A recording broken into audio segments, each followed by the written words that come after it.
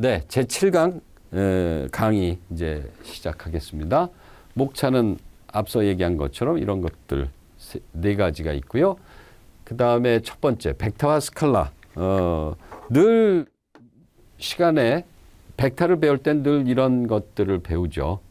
벡터랑 스칼라의 차이점. 데카르트가 볼 때는 세상에 진리라고 외치는 애들이 이렇게 다 따로따로인 것 같은데 잘 따져보니까 두 개가 같은 것 같아. 세 개가 같은 것 같아. 그래?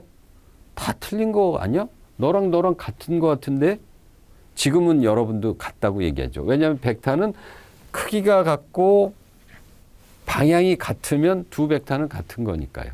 그 생각을 데카르트가 한 거죠.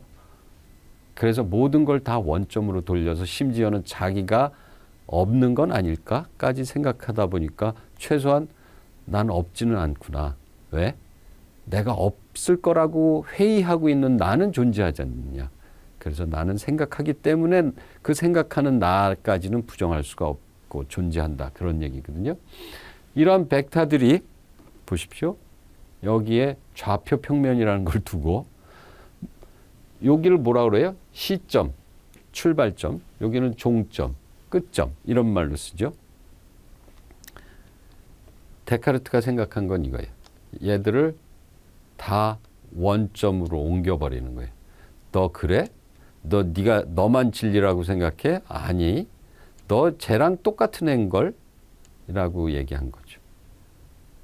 그리고 요 점을 몇 컴마 몇으로 나타내게 한 겁니다. 자, 벡터와 스칼라 얘기는 이 정도로 하고, 자, Rn 공간에서 여러분이 뭐 R2 공간, 여기서 R자는 실수를 의미해요. real number. 그래서 R이 하나 있으면 그냥 안 쓰면 돼요. 이건 실수 집합이에요. 근데 R에 두 개를 붙이면 이것은 앞에서 이산수학에서 배웠죠. 이걸 의미하는 거고 이것은 두 개의 원소로 구성되는데 이쪽에서 오는 애도 실수, 이쪽에서 오는 애도 실수라는 얘기죠. 그걸 의미합니다. 그러면 이게 3이라면 이거 하나 더 하면 되겠구나. 예, 그런 거기 때문에 여러분이 R2, R3는 뭐 당연히 아니까 Rn 공간은 뭘 의미하는지 그거부터 보겠습니다. 그걸 가리켜서 유클리디안 n차원 스페이스, n차원 공간 뭐 이렇게도 말을 합니다. 네, 중요한 부분. n개의 실수, n개의 실수. 앞서서 들어가기 위해서도 제가 얘기했지만 1차원에서는 벡터 하나를 또는 점 하나를 표시할 때 실수값 하나. 2차원 평면에서는 벡터 하나 표현하기 위해서는 두 개의 실수, 3차원일 땐 세 개의 실수, n차원이라면 n개의 실수가 필요하겠죠. 그래서 n개의 실수가 필요하고 그 다음에 순서조라는 게 중요합니다. 1,2라는 벡터 또는 점하고 2,1이라는 벡터하고는 틀리죠. 그러니까 이게 집합이라면 같은 거지만 집합이라면 이렇게 쓰든 저렇게 쓰든 그 안에 원소가 있으면 같은 거지만 벡터로서는 서로 틀린 거예요. 그러니까 이것에 뭐부터 나오는지 그 순서가 중요하다는 거죠. 그래서 ordered pair라는 말을 우리말로 번역한 게 순서조입니다. ordered pair. 오더가 있다. 순서가 있다. 그거예요. x1, x2, xn. 실수 n개를 컴마로 그냥 묶어서 괄호를 묶어 놓은 거. 이게 n차원 벡터라고 부르겠다. 그 얘기입니다. 그것들의 전체의 집합을 Rn 공간이라고 부르겠다. 거죠. 그걸 Rn 공간, R에 여기 뭐 굵게 써서 n차원 공간. 영어로는 유클리디안 n차원 스페이스라고 부른다. 예, 여기서 이제 이산수학에서 얘기했던 얘기 다시 좀 나오는데요. R2라는 것은 R 곱하기 R, 실수 곱하기 실수고 그걸 카테이션, 데카르트의 집합, 데카르트의 곱이라고 부르고 집합끼리. 그래서 R에는 이렇게 나타낸 것이다. 이것이 M번 곱해지면. 그리고 이 안에 만약에 I번째 원소를 이렇게 쓰겠다. 그래서 i번째 성분이라고 말을 하겠다. 앞으로는 그 얘기입니다. 이건 뭐 어렵지 않을 거고 아마 배우셨을 텐데 왜 이것부터 시작을 했냐면 2차원, 3차원, n차원을 이제 비교할 텐데 다음과 같이 해보죠.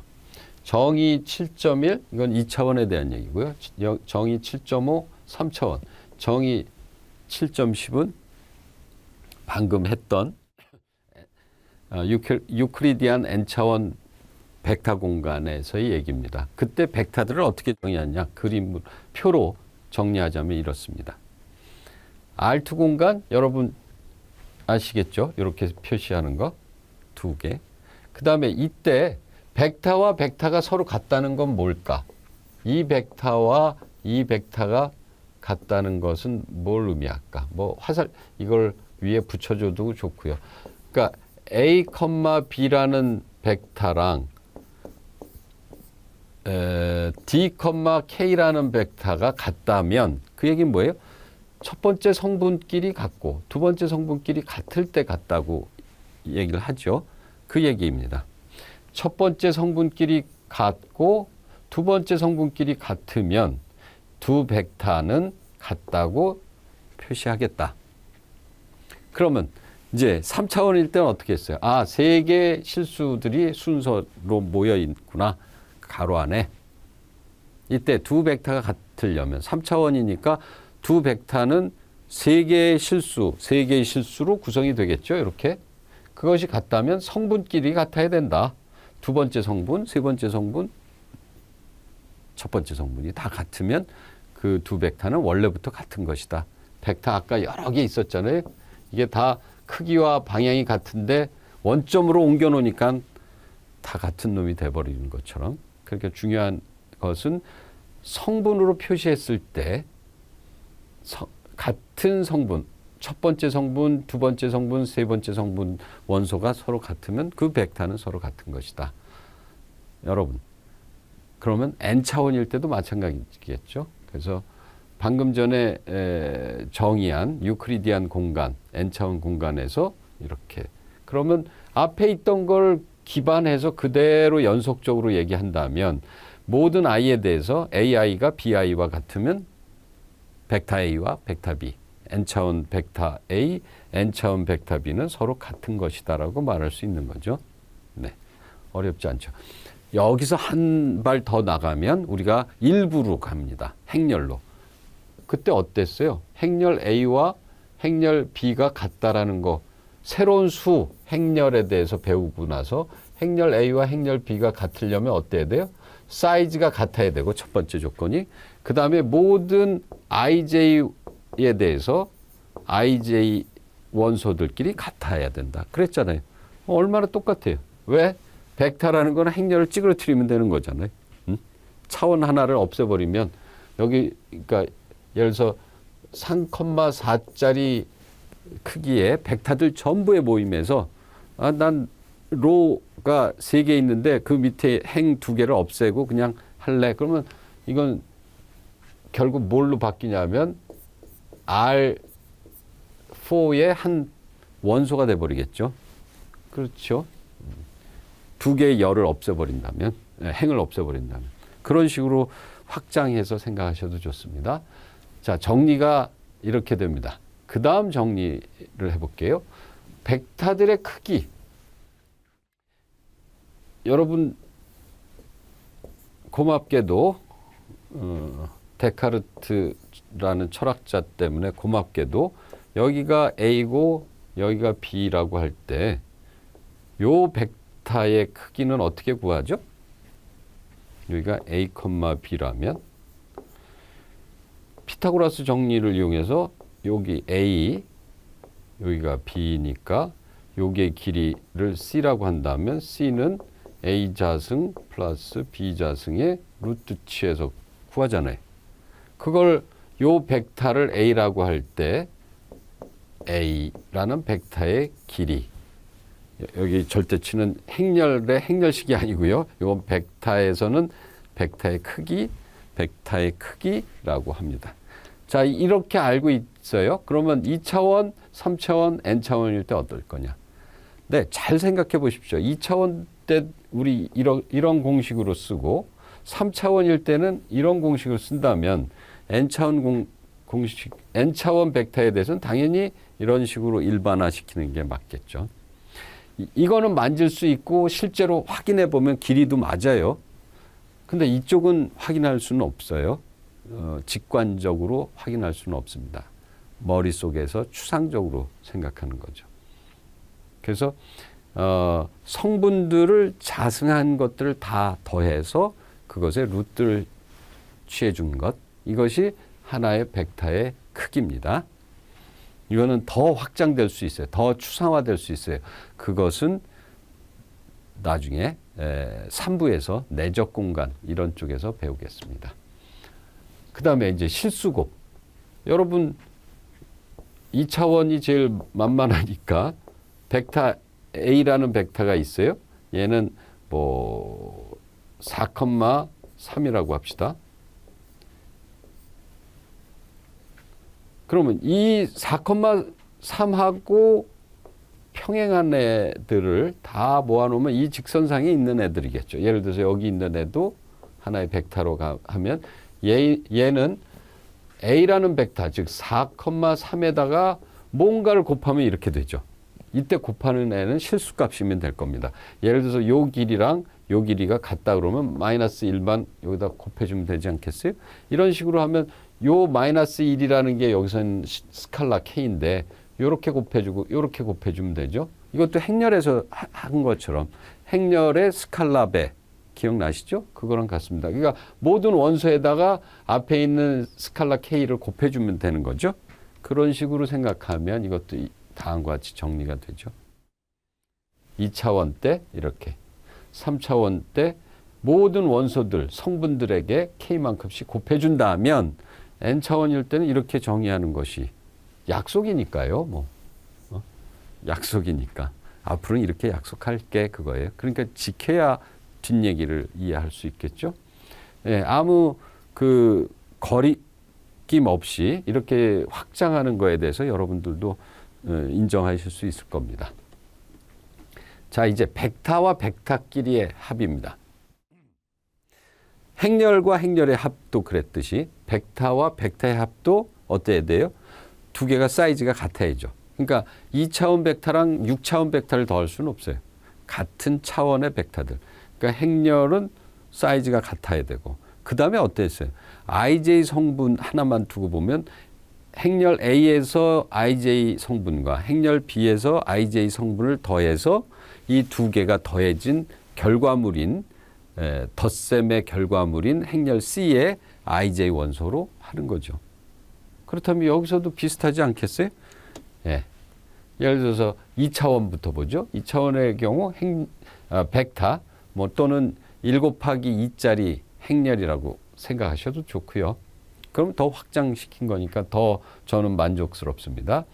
아무튼 행렬로 봐도 좋고, 지금 이제 계속 벡터라고 쓰니까 1 곱하기 2짜리 행렬로 보셔도 되고, 그냥 2차원 벡터. 자, 두 개가 더해지려면 그 결과가 되는 위치에, 즉 요 첫 번째 성분은 A의 첫 번째 성분, 두 번째 벡터의 첫 번째 성분을 더한 식으로, 그 다음에 이 애들을 더해서 두 번째 성분으로 하는 것처럼 그렇게 일반화시킨다면, 뭐 이쪽은 우리가 직관적으로 만질 수도 있고 계산을 해볼 수도 있고 실제로 그려서 뭐 다시 작도를 해서 그걸 해볼 수도 있고, 힘의 합성 이런 거죠. 힘의 합성. 여기 물리 시간에서로 얘기하면 이렇게 약속을 해도 무리가 없이 약속이 될 겁니다. 네, 여기까지 해서 됐고, 이제부터는 성질들이에요. 정리 7.1은 R2 공간 벡터의 성질들이고요. 얘는 R3 공간에서의 성질들이에요. 그 다음에 정리 7.3. 여기는 성질이 3개밖에 없어요. 7장에서 첫 번째 성질, 두 번째 성질, 세 번째 성질, 요것 모두가 사실은 한마디로 다음과 같은 거예요. Rn 공간 요것만 갖고 온 건데 요 n 대신에 2를 쓰면 이거고요. 이걸 3으로 쓰면 이거예요. 찾아보십시오. 틀린 건 저기 n자 위치 말고는 틀린 게 없어요. 자, 그러니까 그냥 일반적으로 n차 공간에서의 벡터들, 유클리디안 n차원 공간의 벡터 3개라고 합시다. 그러면 A도 이렇게 쓰일 거예요. A1, A2, AN. B도 그런 식으로 n개의 숫자로 쓰여지겠죠. 이런 식의 벡터 3개를 두고 그 다음에 스칼라죠. R에서 가져온 임의의 실수입니다. 이렇게 왔을 때 첫 번째 교환 법칙이 성립한다. 덧셈에 대해서. 벡터끼리의 덧셈은 교환 법칙이 성립한다. 네? 재밌지 않아요? 두 번째, 결합 법칙이 성립된다. 그럼 세 번째 뭘 봐야 될까요? 이 덧셈은 항등원이 있다. 0벡터다. 그러면 여건도 있겠죠? 네. 덧셈에 관한 여건은 이렇게 표시하겠다. 행렬과 똑같죠? 네. 그 다음에 이제 스칼라배에 대한 얘기들 나올 겁니다. 스칼라배, 즉, 여기서는 실수곱이라고 하는데, 스칼라배나 뭐 실수곱이나, 스칼라배가 더 일반적인 말이죠. 배분 법칙 성립한다. 이런 배분 법칙도 성립한다. 여기서는 뭐 큰 차이가 없는데, 여기서는 행렬끼리의 덧셈을 먼저 하고 스칼라를 한 거고, 그 다음에 여기는 스칼라끼리 한 다음에 여기다가 스칼라배를 해주는 거고요. 이런 배분 법칙 성립한다. 그 다음에 이런 형태의 결합 법칙, 이런 식으로 스칼라배에도 항등원이 있는데 그건 실수 1이다. 뭐 이런 것들. 이 8가지를 배우게 된다는 거죠. 이거 다 증명할 수 있는 거고요. 그래서 성질이 3번 나오는데 사실은 같아요. 8가지가. 그리고요, 여기서, 이런 애들을 왜 똑같을까? 이것에 대한 생각, 그것이 제8장의 주제인 거죠.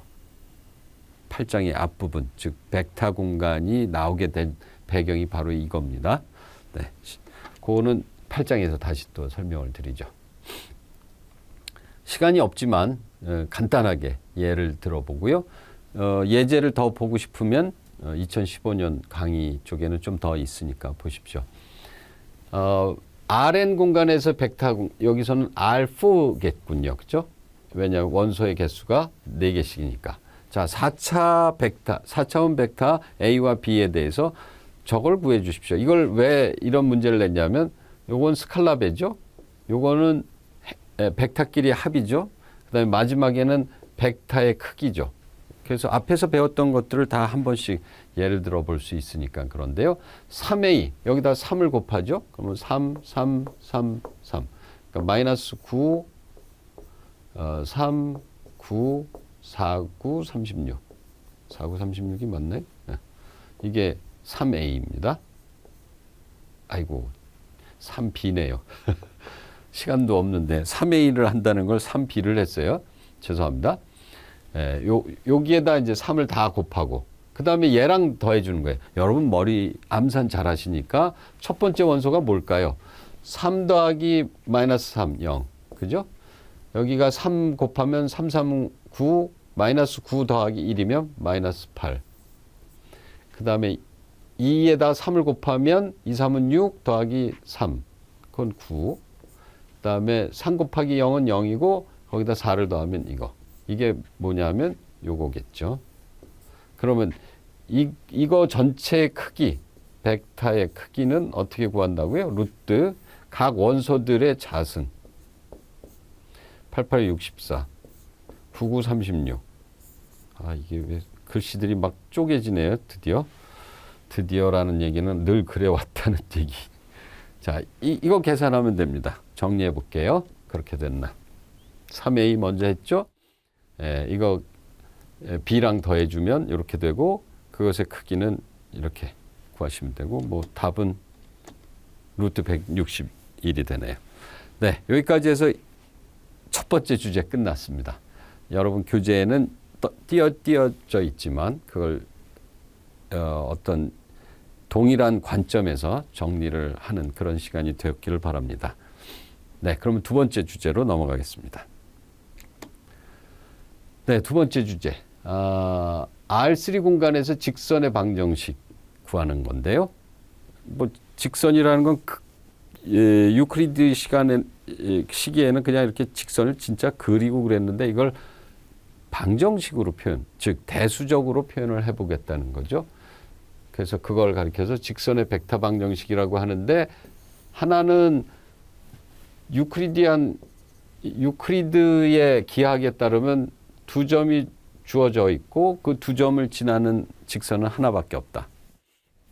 지금은 비유클리디안 직선도 있기 때문에 여러 개가 나오겠지만 또 하나는 한 점을 지나고 어떤 방향이 있으면 이 방향과 평행한 그러면 대략 이렇게 그려지겠네요. 이런 직선. 이렇게 하나는 두 점이 주어져서 만들어지는 직선, 하나는 한 점과 방향 벡터가 주어졌을 때 직선. 그 구하는 방법에 대한 설명입니다. 아마 고등학교 때도 배우셨을 것 같은데 다시 한번 정리해 보죠. P1, P라는 점, Q라는 점이 있고요. 성분은 X1, Y1, Z1, X2, Y2, Z2입니다. P랑 Q를 지나는 직선이 있고요. 여기에 역시 데카르트 덕분에 원점이 있고요. 원점으로부터 저 점들을 벡터로 보는 겁니다. 그리고 이 직선상의 임의의 점은 저 직선을 표현할 겁니다. 여기 있어도 이 직선상의 점, 여기 있어도 직선상의 점, 심지어는 Q에 있을 때도 직선상의 점이 될 테니까 그 점을 X라고 둔다면 왔다 갔다 하는 애죠. 이 벡터를 C라고 두자. 그러면 여기서 이 벡터 C라는 것은 결국은 여기서부터 이리로 가는 벡터하고 여기서부터 이리로 가는 벡터는 두 개가 더 평행할 것이다. 평행하다. 그래서 평행하다. PQ라는 벡터와 PX라는 벡터. 제가 그린 두 가지 벡터는 서로 평행하다. 그것은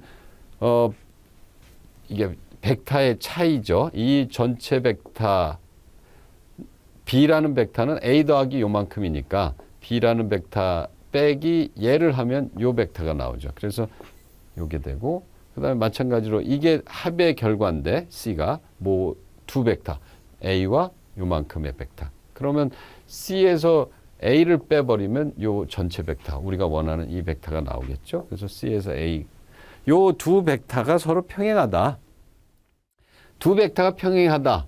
A 벡터와 B 벡터가 만약에 평행하다면 우리 화살표까지 넣어줘 볼까요? 이번에는 그렇다면 A라는 벡터는 B라는 벡터의 K배만큼 써주. 이건 임의의 실수를 하면 A라는 벡터랑 B라는 벡터는 언젠간 만날겠죠. 같게 되겠죠. 그런 맥락에서 요 밑에도 이렇게 쓰는 겁니다. 두 벡터가 평행하다? 그러면 이렇게 쓰지 않겠느냐? 그래서 이걸로부터 C라는 것은 결국 이게 되고 그럼 앞에서 P와 Q의 성분을 여기다 대입해 주면 C라는 벡터는 XYZ였고 B라는 벡터는 뭐였냐면 A라는 벡터는 뭐였냐면 이거였고 B라는 벡터는 X2, Y2, Z2였으니까 거기서 이걸 뺀다면 이렇게 쭉 되겠죠. 그 앞에 K 붙이고 그럼 K에 관해서 정리하면 이 식은 직선의 방정식으로서 두 점, 좌표가 주어졌을 때, 즉 P라는 벡터가 1,2,3이라는 벡터고 Q라는 벡터가 또는 점이 뭐 2,0,5라고 할 때 이 두 점을 지나는 직선의 방정식은 이렇게 쓰면 되는 거죠. x 빼기 1, 2 빼기 1, y 빼기 2, 그 다음에 여기는 뭐죠? 0이죠. 0 빼기 2. 그 다음에 z 빼기 3. 여기는 그대로 3. 그 다음에 앞에는 5. 그래서 여기는 1이 되고 x 마이너스 1은 마이너스 2분의 y 마이너스 2는 2분의 z 마이너스 3. 이런 식으로 풀면 이것이 바로 이 공간에서 두 점을 지나는 직선의 방정식이 된다. 그 얘기고요. 두 번째로 한 점을 지나고 벡터 A에 평행한 직선. 똑같이 한 점이 있고 방향 벡터가 있습니다.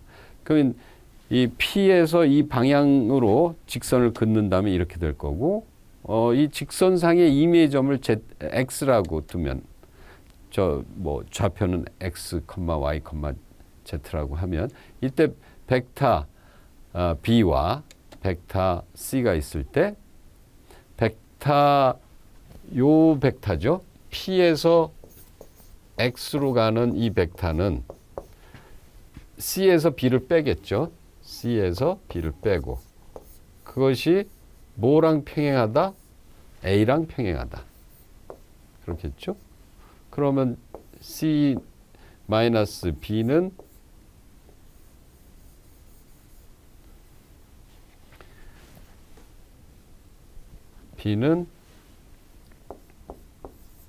KA가 되겠고, 따라서 C라는 것은 B 플러스 KA가 되겠죠. 요거에다가 좌표들을 집어넣어주면 되는데, 그걸 정리하자면 다음과 같고요. 이제 A라는 벡터와 B라는 벡터 좌표를 집어넣어주면 이렇게 되고요. 이걸 K에 대해서 풀면 다음과 같은 식이 나오는데, 이것은 방향 벡터가 주어지고 P라는 점을 지나며 이 방향 벡터와 평행인 그런 직선의 방정식입니다. 여러분이 두 점 아무거나 넣고 이거에 의해서 구할 수 있기를 바랍니다. 이번에는 강의를 했으니까 기말 시험에 앞에 첫 번째 방법, 두 번째 방법 중에 한 점을 지나고 방향 벡터와 평행한 직선 그런 시험 문제라든가 이런 걸 낼 수도 있겠어요. 자, 이번엔 세 번째 주제입니다. 세 번째 주제는 벡터끼리의 곱입니다. 벡터끼리의 곱. 이거 행렬의 곱에서 제가 한번 써먹었죠. 행렬의 곱 어떻게 한다고 그랬어요? 행렬 A와 행렬 B가 있는데 행렬 이렇게 있을 때 여기에 A라는 행렬과 B라는 행렬에서 이 행렬 곱 결과의 IJ 원소는 어떻게 구한다? 할 때 여기 I번째 행과 여기 J번째 열의 내적으로 여기다가 구한다. 그렇게 했었죠. 그래서 그 결과물의 IJ 원소 요걸 CIJ라고 했었죠. 그때. 그래서 첫 번째 성분 곱하고 더하기, 두 번째 성분 곱해서 더하고, 마지막 성분 곱해서 더하는 거. 이게 내적입니다라고 얘기를 했죠. 그때 요 사이즈가 같아야 되기 때문에 이쪽 열의 개수랑 이쪽 행의 개수가 같아야 된다. 그래서 여기 P 곱하기 N 곱하기 Q 이런 식이어야 한다. 그런 얘기 했었던 거 기억하시길 바랍니다. 네. 그 다음에 후반부에 가서는 사이각, 벡터와 벡터 사이의 사이각을 보통 세타라고 하면 이것과 내적과의 관계가 뭐가 있는가. 거기서 필요한 이런 두 개의 중요한 성질들을 오늘 배울 것입니다. 자, 벡터의 내적. 영어로는 inner product 또는 dot product라고 합니다. 왜 dot라고 하냐면 요 기호가, 연산자 기호가 점처럼 돼 있기 때문이죠. 예, Rn 공간에서 두 벡터를 A, B라고 두었습니다. 이럴 때 벡터 A와 벡터 B의 내적 이렇게 표기를 하고 첫 번째 성분끼리 곱하고 두 번째 성분끼리 곱하고 그 다음에 마지막 성분끼리 곱하고 이렇게 해서 모두 다. 그래서 그때 제가 시그마 i는 1부터 n까지 a, i, bi 이것들을 한 거다. 이렇게 했었죠. 그걸로 정의하는 게 벡터의 내적입니다. 어렵지 않죠? 그러니까 결국은 두 벡터 함수로 보자면 이거예요. Rn 공간에서 하나 곱하기 뭐 여기도 곱하기 해도 되죠. Rn 공간에서 하나인데 결국은 실수로 가져오는 거죠.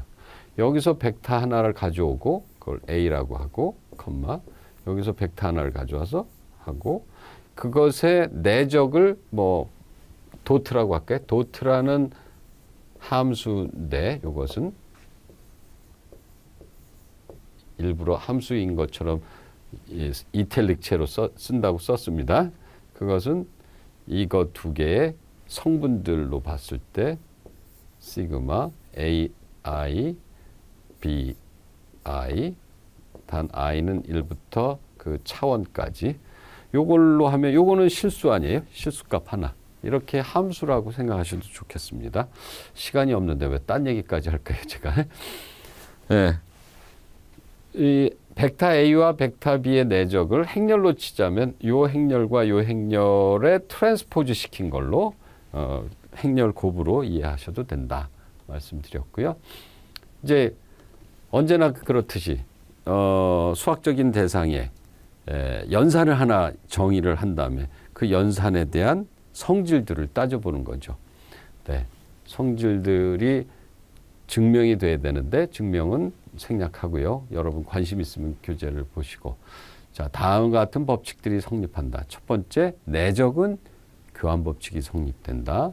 두 번째 이런 분배 법칙, 배분 법칙이 성립되고 그 다음에 스칼라 곱까지 포함해서 결합 법칙이 성립되고 그 다음에 같은 벡터끼리의 내적 저건 자주 나옵니다. 시험이나 뭐 일반적으로 활용도에서도 많이 나오는데요. 여기 재미나는 게 두 벡터의 내적, 동일한 벡터의 내적. 이것은 아까 시그마로 했을 때 얘기하면 시그마 AI 곱하기 BI인데 AI 곱하기 AI가 돼서 자승이 되는 거 아니겠어요? 그죠? 네. 근데 이거는 뭐냐면 사실은 벡터 A의 자승이죠. 왜냐하면 벡터 A의 크기가 성분들을 모두 자승한 것들의 루트를 씌웠던 거 아니겠어요? 이렇게 I라고 해드릴게요. 그러니까 이런 얘기가 되죠.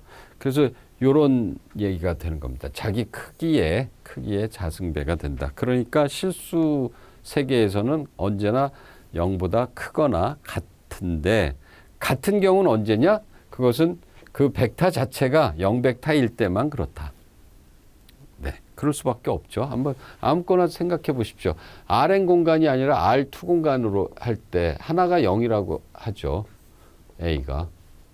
둘 다 0일 때는 어쩔 수 없지만 이것의 크기는 먼저 계산을 하면 루트 1 더하기 0 해서 1이 되고요. A와 A의 내적은 뭐가 돼요? 1 곱하기 1 더하기 0 곱하기 0. 자기 자신이니까 이렇게 되잖아요. 이것은 결국은 이것의 자승 형태다. 그렇게 되는 거죠. 이게 0일 때만 그러니까 벡터가 아예 0벡터일 때만 이게 크기가 0이 될 수밖에 없는 거고 두 개의 내적도 0이 될 수밖에 없는 것 이런 얘기고요. 자 이번에는 사이각과 관계된 내적과 사이각의 관계. 일반적으로 나중에는 내적 공간이라는 거 배울 때는 이 말이 필요 없습니다. 그래서 우리 교재에는 이 말이 사실은 지금 현재 들어있지 않는데 강의 시간에 현재 우리가 배운 지금까지의 내용으로 치자면 평면이나 3차원 공간에서 보통 우리는 사익각을 얘기할 수가 있으니까. 나중에 저런 사익각을 n차원에서도 가능하고 또 다른 벡터 공간에서도 우리가 만질 수 없고 직관할 수 없는 데서도 사익각을 정의할 수는 있습니다. 근데 일단 여기까지만 했을 때는 우리가 사익각이라는 것은 만져지는 것에 대해서만 얘기를 하기 위해서 평면이나 공간에서 즉 R2나 R3 공간에서 거기서의 벡터라고 할 때 A와 B 사이에 사익각을 세타라고 두면 저런 것이 성립한다. 네, 이것을 증명하기 위해서는 코사인 법칙 중에 뭐 코사인 제2법칙을 이용하면 증명이 됩니다. 우리 교재에 있으니까 살펴보시면 좋겠고요. 그래서 이 공식을 잘 외워두시면 좋겠어요. 자주 나오고 또 다른 것과 내적, 외적하고 비슷한 것들이 많이 나와요. 그래서 시험에 다음 중 옳은 것은 다음 중 틀린 것은 수학 시험으로 그런 객관식 내기가 참 어렵지만 우리 학교에서는 어쩔 수 없죠. 기말 시험이 그렇게 돼 있으니까. 요 코사인 세타랑 사인 세타 뭐 이런 것들이 뒤에 외적에서도 이제 설명을 드리겠지만 비슷비슷해서 혼돈될까 봐 말씀을 드립니다. 저 공식을 꼭 기억하시고 뒷부분에 가서 이 사익각을 구하려면 어떻게 구하느냐? 코사인 세타에서 이 세타를 구하려는 거죠. 세타는 그러면 만약에 벡터 A와 벡터 B가 0 벡터가 아니라면 쟤들은 실수잖아요. 실수값이죠. 크기니까 나눠줄 수 있죠. 0 벡터가 아니라면. 그 다음에 위에 벡터 A와 벡터 B의 도트 프로덕트. 이렇게 해서 만약에 얘가 2분의 1이 됐다. 만약에 그럼 세타는 뭐죠? 세타는 2분의 1이면 60도 또는 다른 표현으로 3분의 파이 이런 식으로 이렇게 계산을 하죠. 뭐 좀 더 공부 잘하시는 학생들은 세타는 아크 코사인 세타 즉 요렇게 쓰죠. 코사인의 인버스 그리고 요걸 가로 안에다 넣어주면 식이 또 그렇게 표현하기도 하니까 네, 저 공식 꼭 기억해 주시고요. 자, 그리고 벡터의 내적 방금 전에 이 공식이었죠. A 곱하기 B의 내적은 A의 크기 곱하기 B의 크기 곱하기 코사인 세타입니다. 근데 이것을 괄호를 어디로 묶느냐에 따라서 예를 들어서 다 실수잖아요. 실수 3개의 곱이니까 이렇게 묶어보는 경우 이렇게 먼저 묶어보는 경우에 따라서 정사형 즉 빛을 쪼였을 때 그 그림자 그래서 빛을 쪼였을 때의 그림자 벡터입니다. 그건 뭐 고등학교 때도 배우셨겠지만 혹시 이 이름의 유래는 그렇고요. 자, 그림을 가지고 한번 보겠습니다. 벡터 A와 벡터 B가 있고 그 사익각을 세타라고 했을 때 이 내적은 기하학적으로 어떤 의미가 있는가 봤더니 이런 거죠. 벡터 A의 크기, 그건 뭐예요? 요것에 대한 크기, 요 벡터의 크기, 요 크기 곱하기, 이건 실수죠. 그 다음에 B라는 벡터의 크기, 여기서부터 여기까지의 크기, 이건 실수예요. 그것의 코사인 세타, 그러니까 코사인 세타는 요렇게 쓰죠. 그래가지고 여기서부터 수직선을 내려서 여기 수직선이 내리면 요만큼의 크기가 바로 B 코사인 세타인 거죠.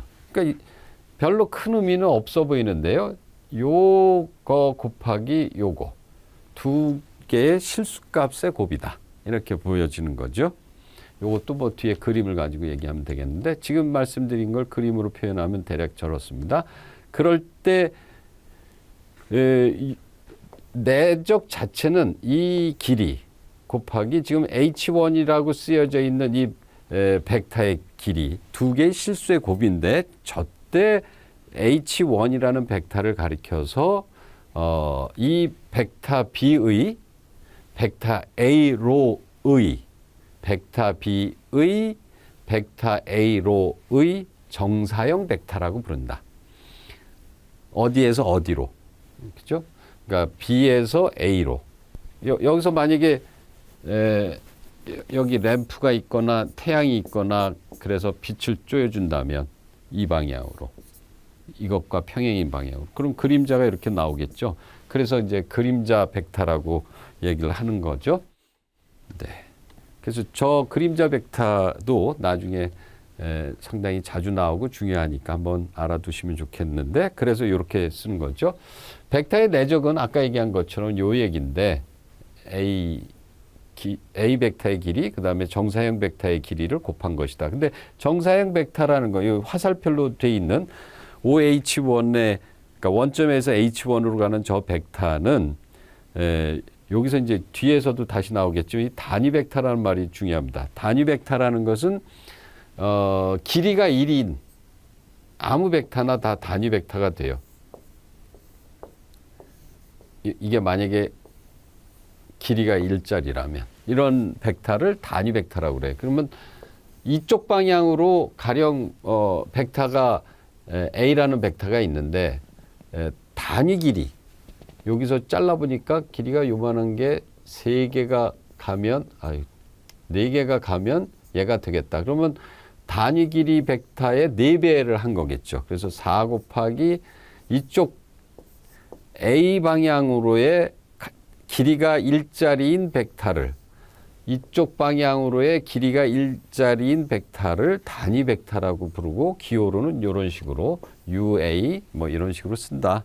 근데 이것은 뒤에도 이제 문제가 나오니까 미리 말씀드리면, 벡터 A가 이렇게 가고 있으면 그 벡터 A에다가 이거 전체의 길이가 뭐겠어요?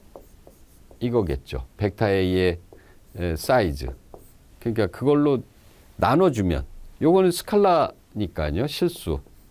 실수로 A의 크기분의 1 하고 여기에 벡터. 그러면 이건 일종의 스칼라 KA가 되니까 A 방향이 되는 거고, 그걸로 길이로 나누어 줬으니까 단위 길이가 나올 거예요. 그래서 요렇게 단위 벡터라는 것은 저렇게 표현한다.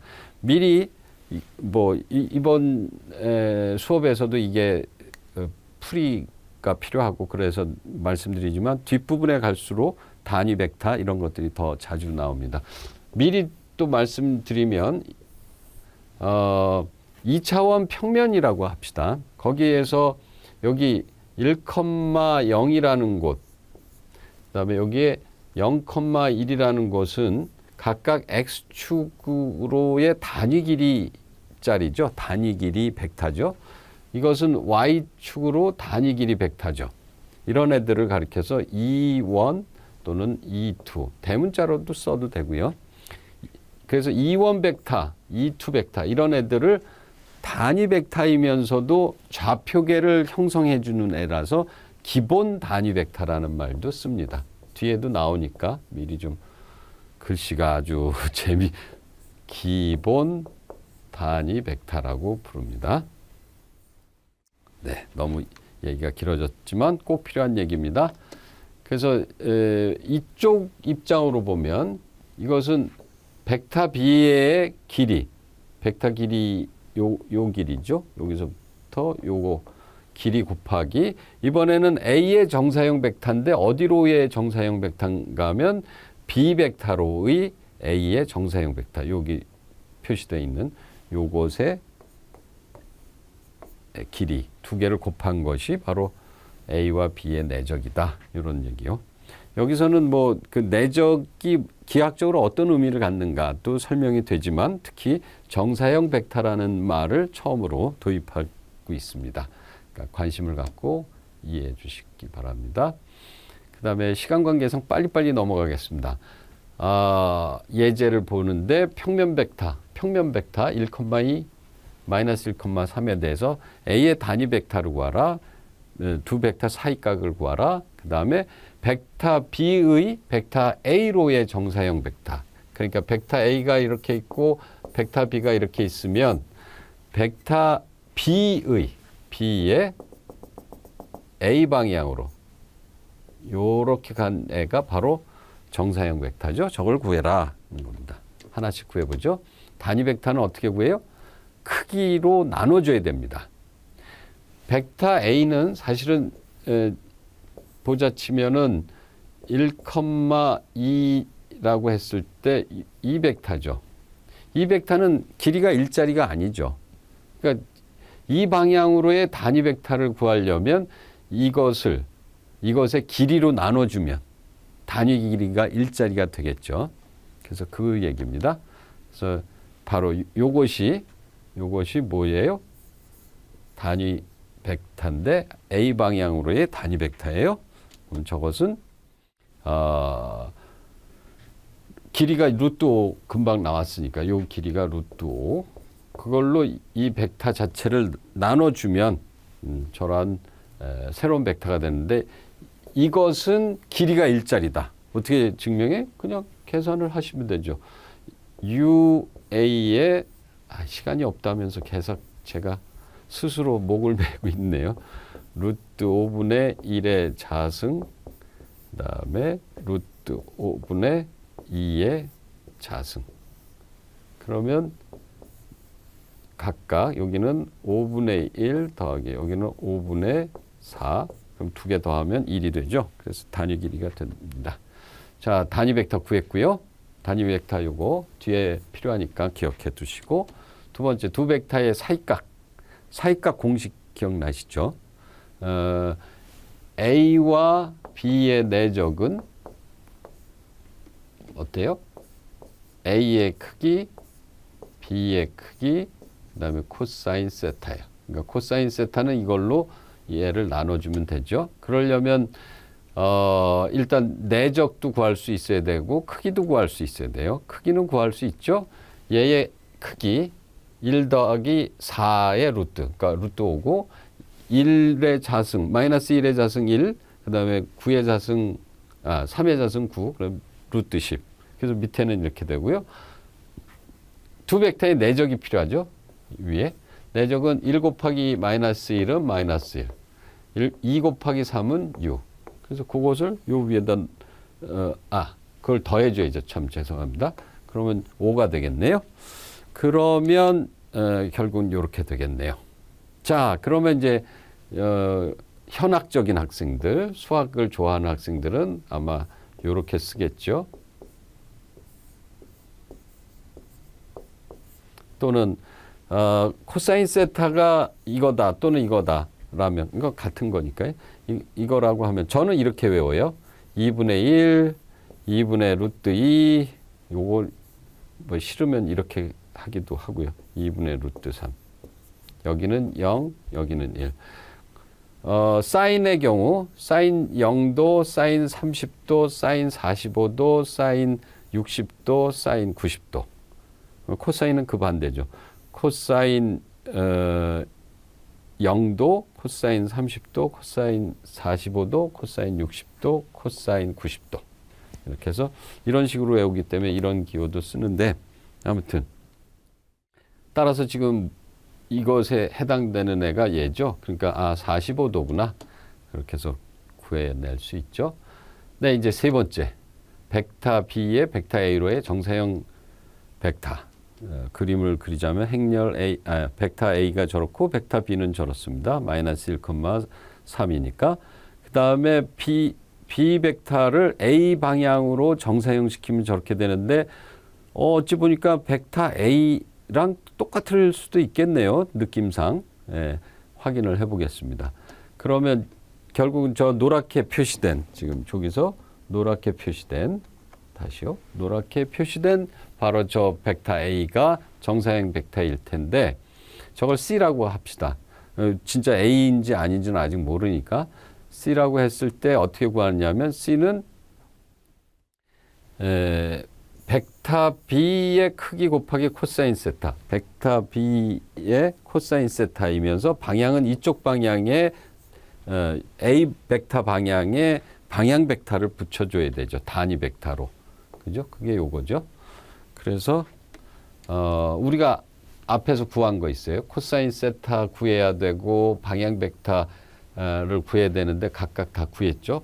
방금 전에 세타를 45도라고 구했고 그 다음에 방향 벡터는 아까 기억하세요라고 했던 거 이걸 여기다 대입해 주면 되고 B라는 것은 루트 10이었죠. 요것의 크기 루트 10. 그러면 결국은 루트 10 곱하기 루트 2분의 1 그 다음에 방향 베타 이거. 그러면 요것과 요것을 곱해주면은 루트 5가 될 테고, 그럼 루트 5로 나누면 1,2가 되고, 우리가 예상했던 대로 저때 정사용 벡터는 딱 A가 되네요. 네, 그렇게 예제까지 풀었습니다. 그러다 보니까 두 벡터가 수직이다. 예를 들어서 지금 벡터 A, 벡터 B가 있는데 이 세타가 수직이라는 것은 뭘 의미할까? 그러면 결국 코사인 세타가 여기서 90도라면, 세타가 90도라면 아까 얘기한 대로 여기 0이 되죠. 코사인 값이.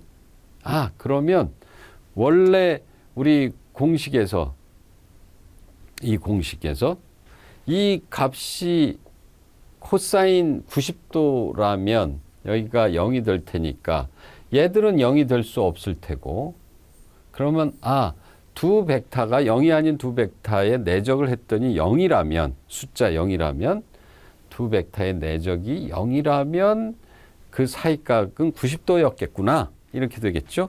그래서 이러한 성질이 나오게 된 겁니다.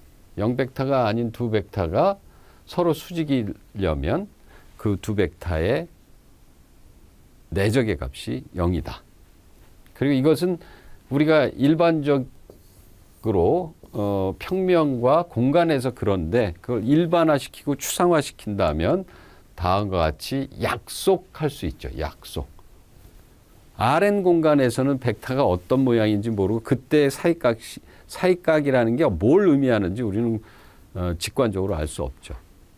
그렇지만 그러니까 가령 5차원 벡터 A와 벡터 B가 있는데 그 사이각을 정의를 한다면 어떻게 할까?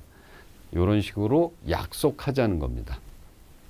앞에서 이 공식을 거꾸로 이용을 하는 거죠. 그리고 여기서도 마찬가지로 Rn 공간에서 벡터 A와 벡터 B가 서로 수직이라는 말을 사용하게 됩니다. 그것도 약속을 하는 거죠. 그럴 때 어떻게 한다? 내적이 0일 때 두 벡터는 수직한다. 서로 오토고널하다라고 정의를 합니다. 네, Rn에서 n차원 벡터가 두 개가 있는데 그것이 수직이라는 것을 이렇게 정의를 하겠다. 벡터 A와 벡터 B의 내적. 내적은 우리 알죠. n차원 내적, Rn에서의 내적은 성분끼리 다 곱해서 다 더해준 실수값. 그것이 0이 됐다. 그러면 이 Rn 공간에서 벡터 A와 B는 수직이다라고 이제부터 말을 하겠다는 거예요. 우리가 이게 진짜 이렇게 수직인지 아닌지는 모르지만 볼 수가 없으니까요. 네, 이상으로 해서 내적에 대한 설명 끝냈고요. 이제 마지막으로 외적에 대해서 공부를 해보겠습니다. 벡터의 외적은 반드시 3차원 벡터에 대해서만 정의를 하고 있습니다. 그리고 혹시 혼돈할 수가 있는데 또 혼돈하게끔 돼 있어요. 아우터 프로덕트, 영어로는 외적을 아우터 프로덕트라고도 하고 크로스 프로덕트라도 하고, 그 다음에 영어로 exterior, 인테리어의 반대말이죠. 인테리어는 이렇게 내부 공사하듯이 인테리어인데 exterior는 외라는 거죠. 그래서 exterior product도 있어요. 이게 서로 조금씩 틀리는데 그래서 여기서 그게 차이점이니 뭐 이런 얘기는 하고 싶지 않고 또 할 시간도 없고, 혹시 관심이 있으면 그 각각에 대해서 아우터 프로덕트, 뭐 익스테리어 프로덕트, 크로스 프로덕트 이런 것들을 좀 구분해 볼 필요가 있는데 구분이 잘 안 돼요. 외적을 설명하다 보니까 외적이라는 말이 그렇게 영어로 여러 가지를 쓰이는데 제일 우리가 교재에서 쓰고 있는 거랑 제일 적합한 것은 크로스 프로덕트가 될 겁니다. 네. 그래서 정의와 성질, 그 다음에 기하학적인 의미를 살펴보겠습니다. 네. Rn 공간이 아니라 R3 공간, 3차원 공간에서만 얘기하는 거고, 크로스 프로덕트, 외적이라는 것은 벡터, 내적은 뭐냐면 벡터 하나랑 벡터 하나를 곱하는 건데 그 결과가 실수값이에요. 외적의 경우는 벡터 A랑 벡터 B를 곱했는데 또 다른 벡터가 되는 거예요. 3차원 벡터가. 갑자기 생각나는데 여러분. 아직까지는 R3 공간에서만 두 벡터의 외적을 얘기하는데 벡터 A랑 벡터 B Rn 공간에서 두 개를 곱해서 다시 Rn 벡터가 되는 그런 곱하기를 여러분 나름대로 정의해보고 그럴 경우에 어떤 성질이 있는지 A 곱하기 B랑 B 곱하기 A랑 교환 법칙이 가능한지 여러분이 뭐 원한다면 이런 마크, 사실 이 마크는 이미 쓰이고 있는데 곱하기 마크로서 그러면 여러분이 만약에 홍길동이다 그러면 히읗 마크를 만들어서 이건 벡터 A랑 벡터 B를 내가 만든 그런 연산으로 해서 이거 새로운 이거 역시 Rn의 벡터가 된다. 그럼 Rn 벡터들의 전체의 집합. 그럼 여기는 이제 페어들이 쭉 있겠죠. A1부터 AN까지. 이런 것들을 두 개 꺼내서 히읗이라는 연산을 했더니 다시 이 안에 원소가 되더라. 그 얘기 아니에요? 그러면 일단은 닫혀 있다. 이 Rn 공간은 이 연산에 대해서 닫혀 있다. 그 다음에 이것과 이것이 되는지 시간이 없다면서 제가 왜 이럴까요? 네. 교환 법칙도 되더라. 또 그러면 결합 법칙이 될까? 또는 항등원은 있을까? 뭐 등등 생각해 볼 수도 있죠. 그동안 쓴 거 다 없어졌죠? 예, 정신 차리라는 얘기겠죠.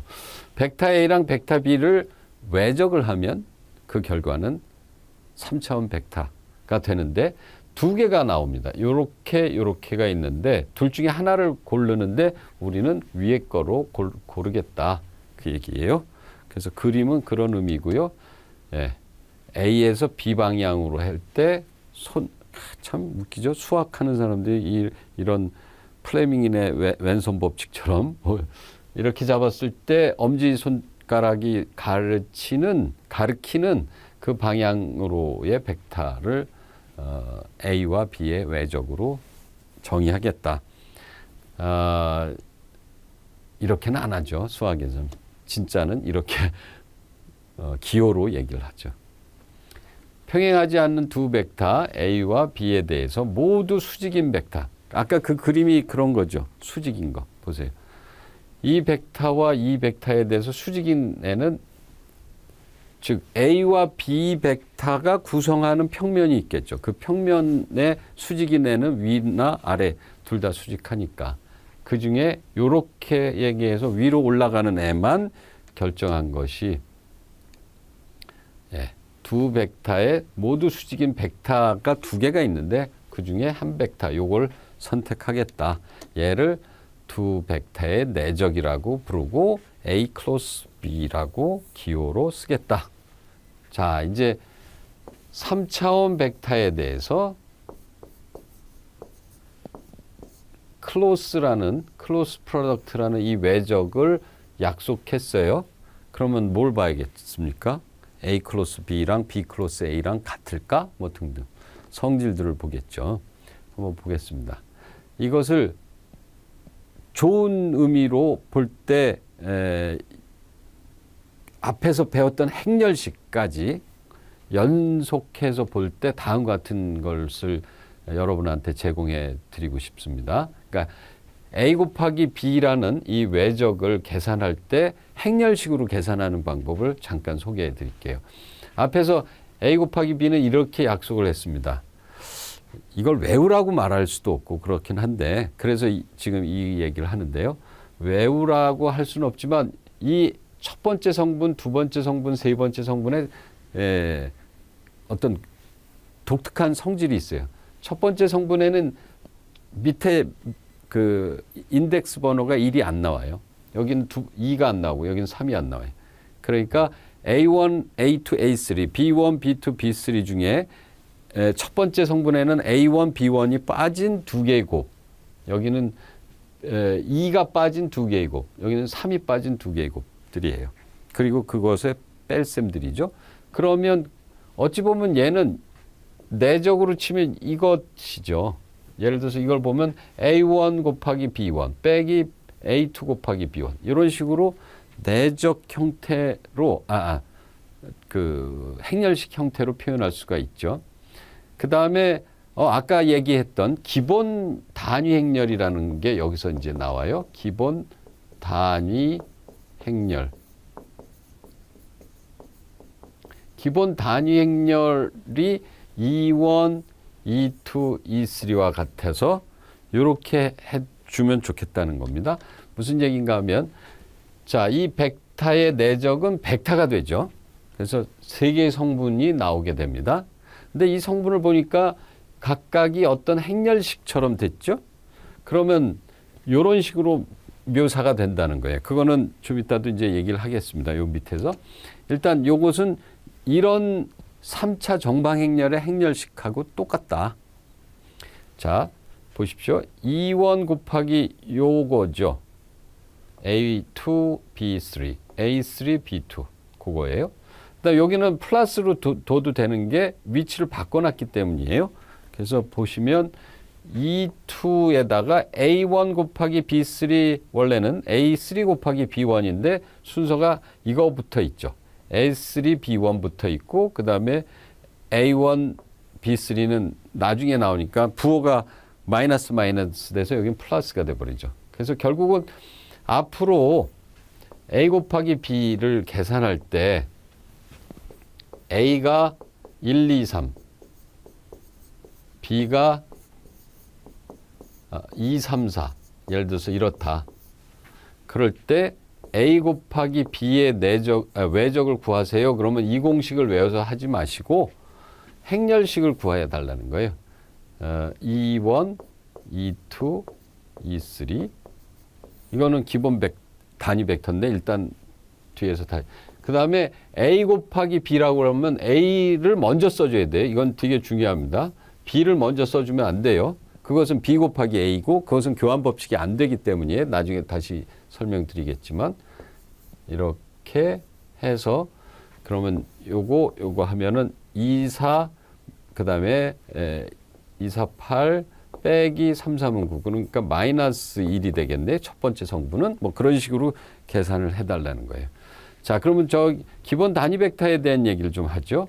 이 경우는 3차 그 유클리디안 공간이죠. 그럴 경우는 한 점은 3개 원소로 구성되는데 결국은 여러분 X축, Y축, Z축의 그 방향으로의 단위 벡터들이죠.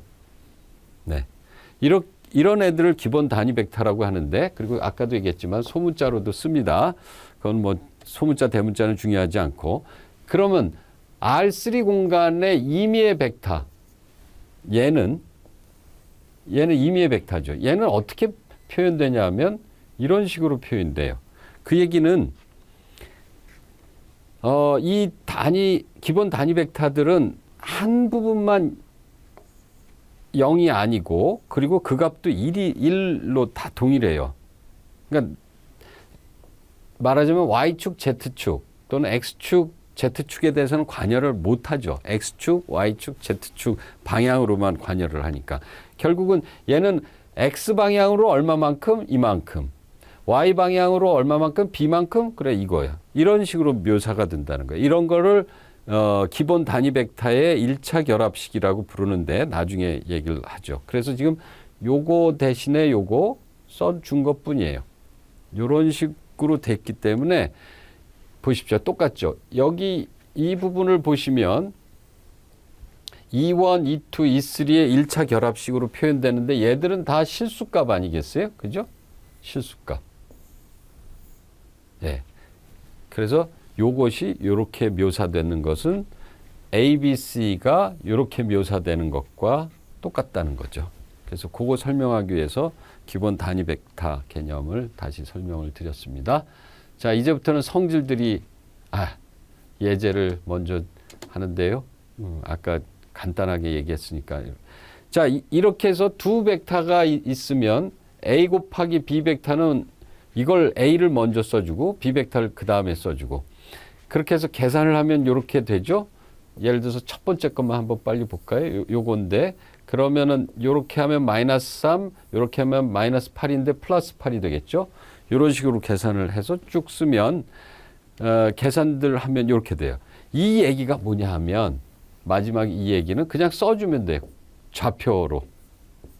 왜냐하면 얘들은 기본 단위 벡터들이니까 X축, Y축, Z축 또는 첫 번째 성분, 두 번째 성분, 세 번째 성분의 값들만 묘사한 거니까 저 말은 곧 이것이 된다는 거죠. 그래서 두 벡터의 외적은 또 다른 벡터가 되는데 3차원 벡터가 되는데 그걸 구할 때 우리 정의에 따라서 그 복잡한 걸 하지 마시고 이런 그 행렬식 모습으로 해서 구해 주시면 더 편리하다.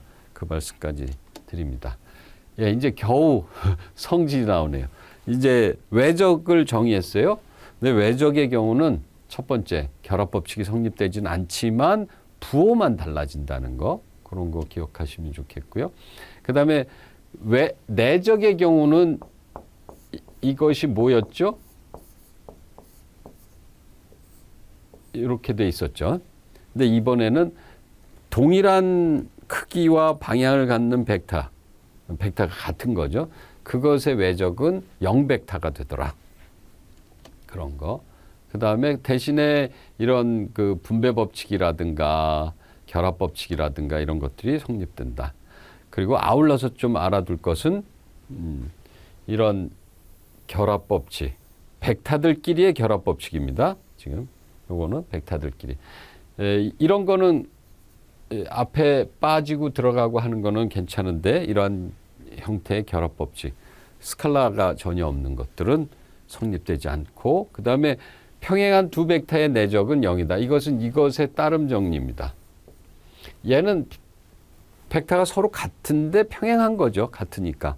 근데 벡터 A의 평행한 애 중에는 벡터 A도 있고 이쪽으로 가는 애, 이쪽으로 가는 애 여러 개 있겠죠. 그들은 A와 외적을 하면 언제나 그 값은 0이 된다. 이런 것, 요걸 이용하면 증명도 되고요. 요것은 좀 복잡하지만 내적처럼 딱딱 떨어지고 우리가 실수해서 얘기하는 또는 뭐 유리수나 이런 데서 얘기되는 것들이 다 성립되지 않고 있죠. 그런 것들을 유의해서 기억하시면 좋겠습니다. 그 다음에 정리 7.8은 이 외적한 것의 결과물이에요. 외적한 A 벡터와 B 벡터를 외적을 했는데 그것의 크기. 그럼 A와 B 벡터의 외적은 또 다른 3차원 벡터죠. 그러기 때문에 크기를 구할 수가 있죠. 그 크기는 어떻게 구하느냐?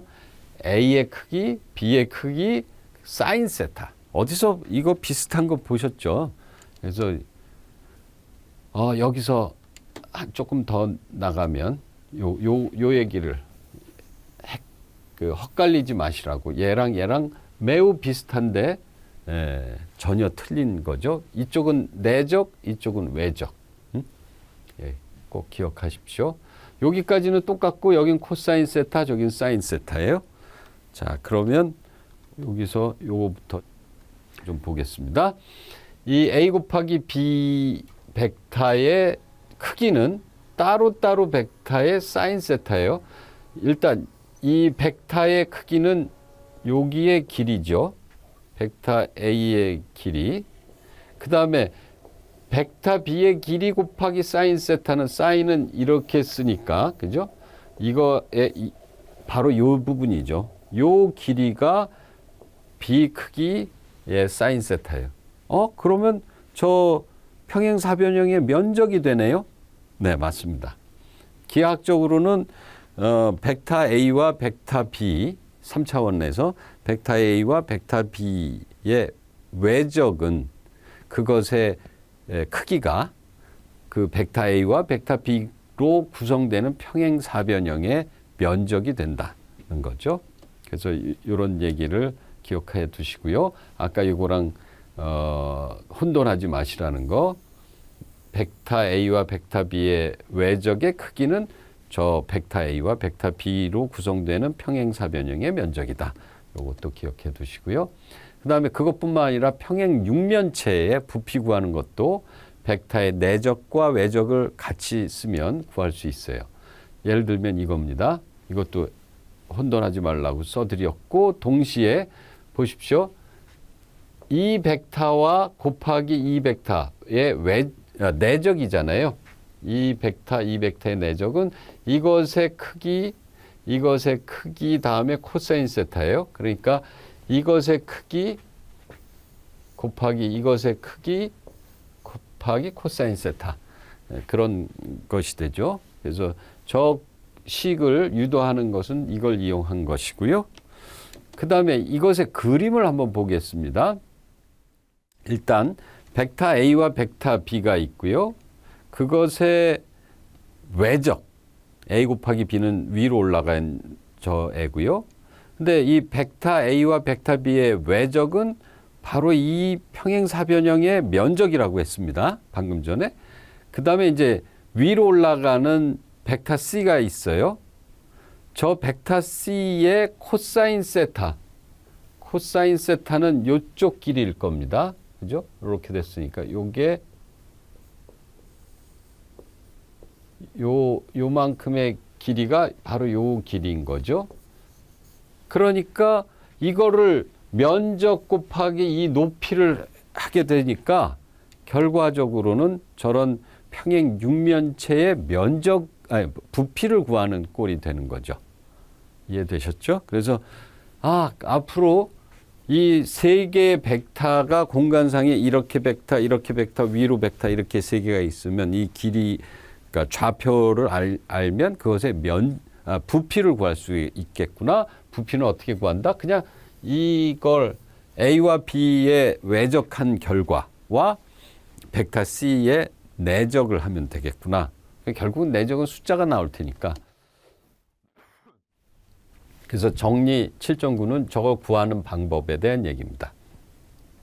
이건 증명도 돼 있는데 시간 관계상 넘어가고요. 아주 쉬워요. 이거 자체를 계산하는 걸 행렬식으로 구해달라. A 곱하기 B 곱하기 C인데 앞에 곱하기는 외적, 뒤에 곱하기는 내적일 때 A 벡터, B 벡터, C 벡터를 써주고 그 행렬의 행렬식 값을 구하면 된다. 네. 그 다음에 예를 들어 보죠. A, B, C가 저렇게 3차원 벡터로 있을 때 저 평행 육면체의 면적을 구하라. 어떻게 구한다고요? A 곱하기 B 그 다음에 내적 C는 2, 3, 마이너스 4, 0, 마이너스 1, 1, 3, 2, 6. 벡터 A, 벡터 B, 벡터 C를 순서대로 하고 이것의 행렬식을 구해주면 된다. 그 얘기입니다. 그래서 자 방금 얘기한 대로 이렇게 하면 이게 양수가 돼야 되니까 부피는 19가 되겠구나라는 거죠. 네, 이상으로 벡터의 내적, 그 다음에 외적까지 설명 모두 마쳤습니다.